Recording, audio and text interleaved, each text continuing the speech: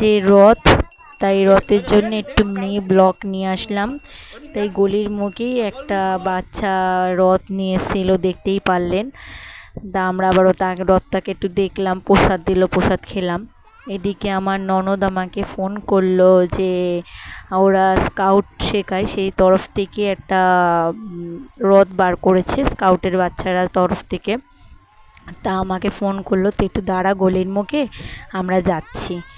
তাই আমরা এসে দাঁড়িয়ে রয়েছি, ওই যে আসছে দেখতেই পাচ্ছেন। দেখুন, এবার আপনারাও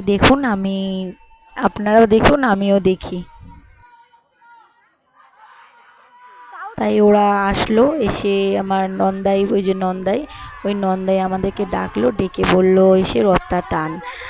তা আমরাও গেলাম। প্রথমে আমি যাইনি, প্রথমে আমার দুটো বাচ্চা গেল, ওরা গিয়ে রথ টানলো। যে আমার বড় মেয়ে, ছোটো মেয়েও পাশে আছে, ওই সারা চুড়িদার পরে, ওটা আমার ননদ। ওরা সবাই মিলে রথটা টানলো। তা আমি আবার পরে বললাম যে না, আমি একটু রথ টানবো, তা আমি একটু টেনে নিলাম। তাই তোমাদেরকে একটু ক্যামেরা বন্দি করলাম, করে একটু দেখালাম, একটু যেটুকানি পেরেছি তোমাদের সাথে একটু শেয়ার করলাম। আজকের দিনটা আমারও একটু ভালো কাটলো, সন্ধ্যেবেলা ভাবিনি, আপনারাও দেখতে পাচ্ছেন।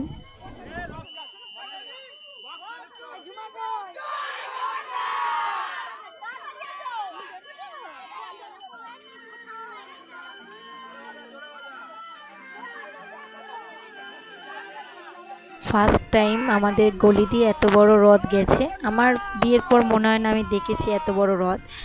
তা আমাদের পাড়ার লোকরাও দেখে খুব আনন্দ পেয়েছে, তারাও দেখলো। আর দেখতেই পাচ্ছ মানে খুবই লোক হয়েছে, আর আমি এতটা ক্লিয়ার তুলতে পারিনি, যেটুখানি পেরেছি তুলে আপনাদের সাথে শেয়ার করেছি। আর এই আমার একটা ওই স্কাউটেরই স্টুডেন্ট আমাদের, আমাকে আবার একটু প্রসাদ দিল।